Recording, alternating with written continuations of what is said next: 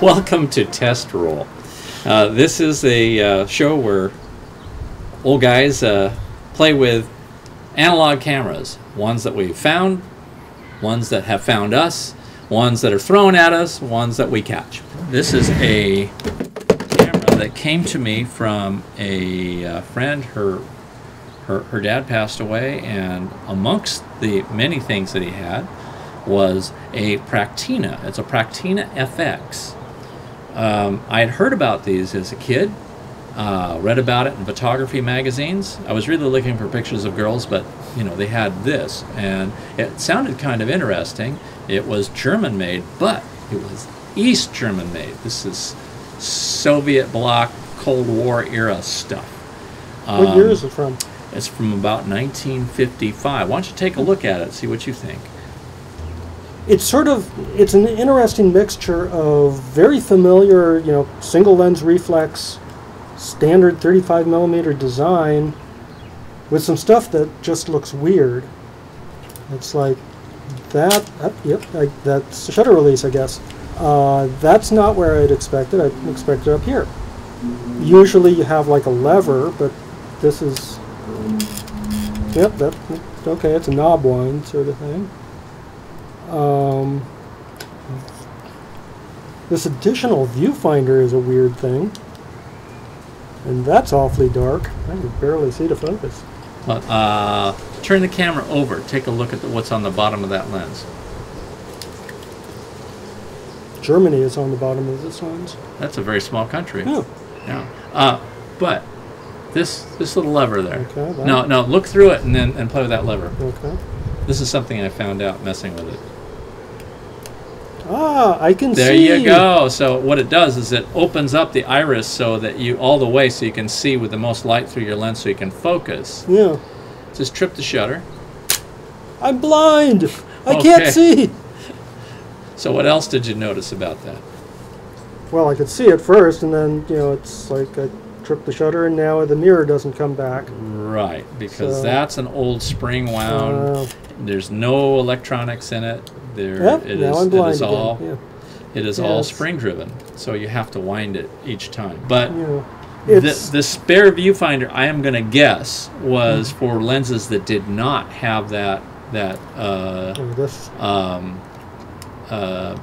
of field preview. Actually, this is sort of the reverse of depth of field preview. This is we can focus this at all. You know, it opens it up so you can see. Yeah, because with this extra viewfinder, it's like, okay, yeah, you have a fairly bright viewfinder. So you can at least frame it. You can at least, yeah, you can compose your shot. And if you could focus with the scale, you know, just say it, you know, that camera is about 20 feet away, so you just set it to 20 and take your picture and hope that it really is 20 feet away. When I got it, of course, the shutter was like, it wouldn't actually budge, and the lenses looked like they'd been coated with cheese on both sides. I really didn't think it was going to be cleanable at all. This looks really nice. I just did the outsides with a, you know, I used lens cleaner and lots of cotton balls. And the shutter, on a warm day, I was playing with it, and the shutter grudgingly tripped. And then I started winding it and tripped it again, and by using it, it exercised it.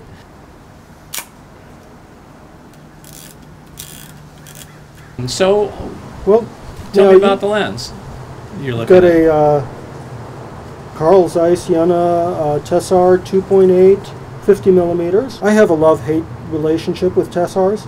I mean, I think it's a great design, and for this kind of camera, it's ideal because Tessars are really sharp in the center and very contrasty. They're really good lenses. If you're shooting large format and you use a lot of movements, not so great, because then you start running into the limitations of a Tessar.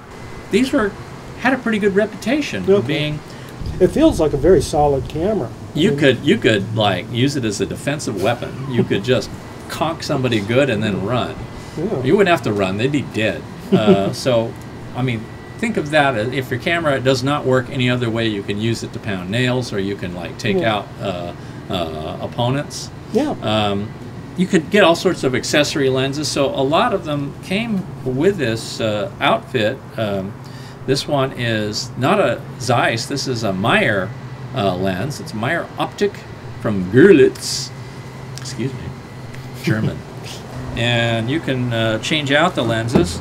You use this little doohickey here. It's a bayonet mount, and it was the big improvement, or an improvement, because of course the previous to that lenses would screw in, and if you didn't seat it right, you might not get a in focus picture. But this one, it's either right or it's not on at all. So that's on there, locked on, solid. This one's 180 millimeters, so it's pretty telephoto. Have a look, see there. I'd be really interested to see the shots from this, but just the out of focus area looks really nice in the viewfinder here. Yeah, hopefully there's an in focus. Oh no, you don't really need that. And I mean, the in focus part, that's optional. All right, well, we're going to find out if there actually is an in focus part. So we're going to move that over here. This is a wide angle, not real wide, 35 millimeter, but it's kind of a fast lens, meaning that the opening is rather wide. This is 2.8, f2.8. It's a Flectagon. So it looks pretty good. I mean, they all had the crust like brie on them, but they cleaned up all right. This one has this weird little semicircular scratch on one of the internal elements, so I really don't know how this is gonna go. They used an infamous kind of grease that it turns to tar after a few decades, so it's really hard to focus right now. And all these need to be serviced. Yeah, the 50 feels a little stiffer than this one, but yeah. Well, we're gonna take some pictures of it as is. So we're gonna open up the back. So there's a little latch here. We're gonna put a roll of this, but we can take a look at the shutter. See how the entire back piece comes off. Later on, cameras would have a hinge design, which I prefer because you don't lose that. And I'm going to get out some film. Now, this is a black and white negative film. So that means you get negatives to scan or print if you believe in dark rooms. Lars does. And we're going to just put that in here. And you can see there's a little slot that we're going to put the film in. Right through here.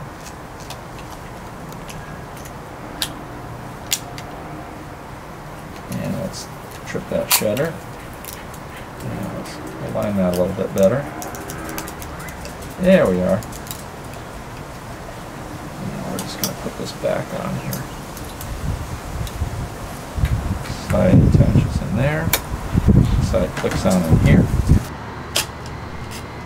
And now that we've wound the film a couple of times, we're going to bring the counter over to 0. So we're going to go out and shoot with this. Okay. And we're going to come back, and after we take the film out, we're going to process it and have a look at the roll. Okay. So here we go.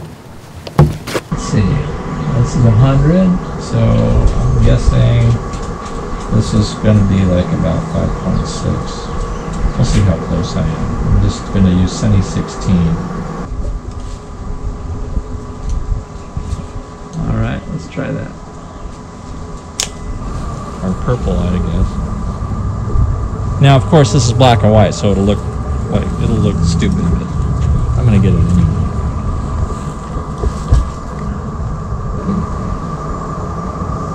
I'm going to cheat.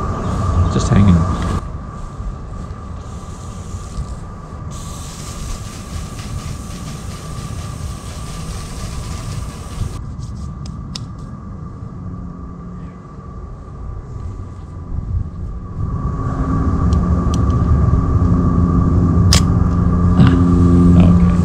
Just like on a dewy morning, except it's mid-afternoon.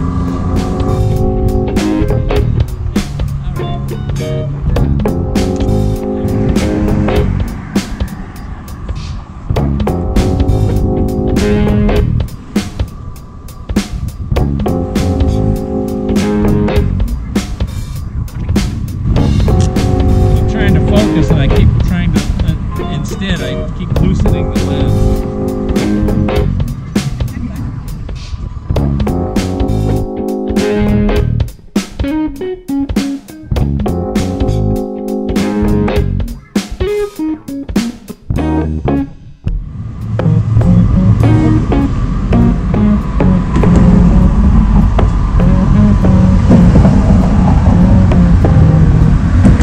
It's permanently close.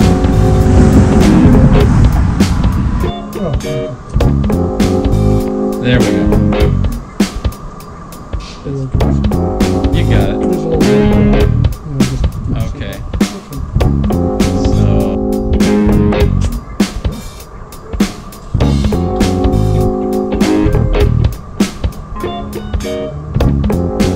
I don't know, how close to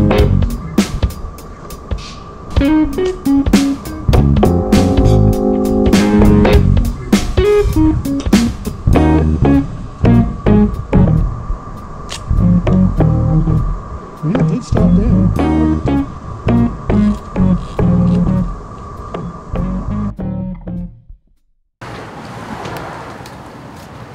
Well, I finally got these developed, and I thought I'd show them to you, see what you think.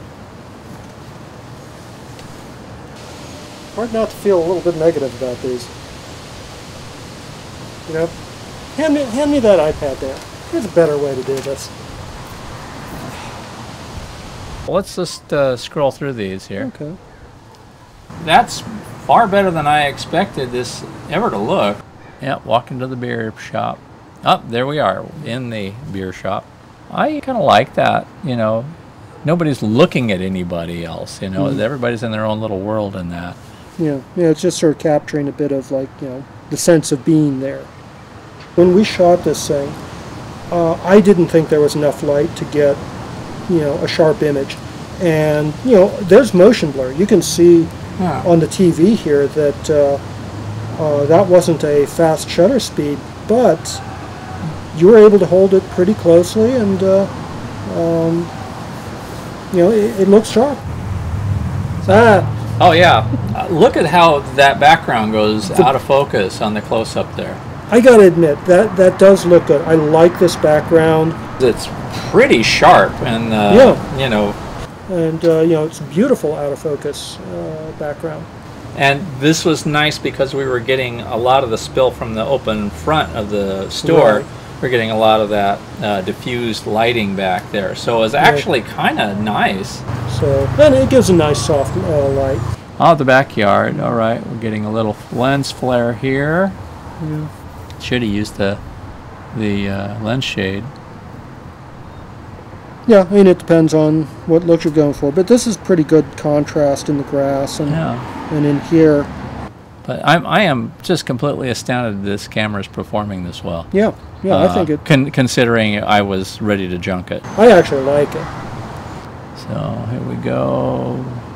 Got the flower. We got like something going on here. We got this little white speck thingy. Come on. Because that doesn't look like that belongs in the shot at all. So let's go to the next one. See. And oh, there's some more spots. Lower. Well, this is horizontal, so it's still on the right-hand side, lower right. It's basically the same position.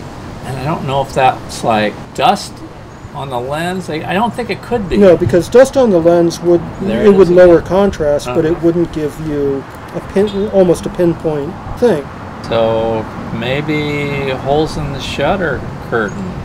That could be it. It's always in the same place. Yeah. And here, scroll that next one here. There's God, whole bunches of them. That one got cooked. Looks like it's. I don't know if these are all pinholes in the curtain or whether. Well, I don't know what else it'd be. As they say, no bueno. So that's with the long lens. Oh yeah, it is. That's the Hugo Meyer. You know, that's not bad. It's got pretty good definition. If you go in really tight on some of these details, it's going to start to get a little soft. Right, but I mean, these haven't actually really been cleaned or serviced or anything. And yeah, they just look like the most horrific moldy things you ever saw. move along, and oh, there we go, teapot. Yeah, Again, just like the kind of brilliance of the reflections off the thing, and the what's out of focus looks nice. And I got to say that lens, it does wide open nicely. now this is Tessar 50 millimeter. That's just the 50 millimeter. Oh, there we go. That's the one. The leaves with droplets on them, and they were not interesting, so I put water on them. And hey, look at that! They're drops. How interesting. Yeah. And blue flowers, except they're gray because they're black and white. So You keep need to going print a there. cyanotype of that. I think that's That's it. it. That's all she wrote. Wow. Just from these shots, I would say it's definitely a camera that I would want to shoot with this more. I mean, it seems to have acquitted itself well. It's a little quirky, Yeah. but it's not so quirky that it is unusable. What do you say? Thumbs up on this? Yeah, I mean, I would say it's definitely a thumbs up as a camera. I mean, now that comes down to the lens. I like the look of the lens. Yeah. This is a camera that I could see growing with. Mm-hmm. You know? Yeah. It could, if you found somebody that could actually, do the repairs needed. You're starting off with a pretty decent image, and that can only help you as you shoot more and more. All right. Well, next time we're going to pick a completely different camera, or it's going to pick us, and we're going to run some more film through it, and we're going to see what it looks like. So thanks for joining us. We'll see you next time. Yep. Okay. Bye. All right. Well, then let's do it all over again from a different angle.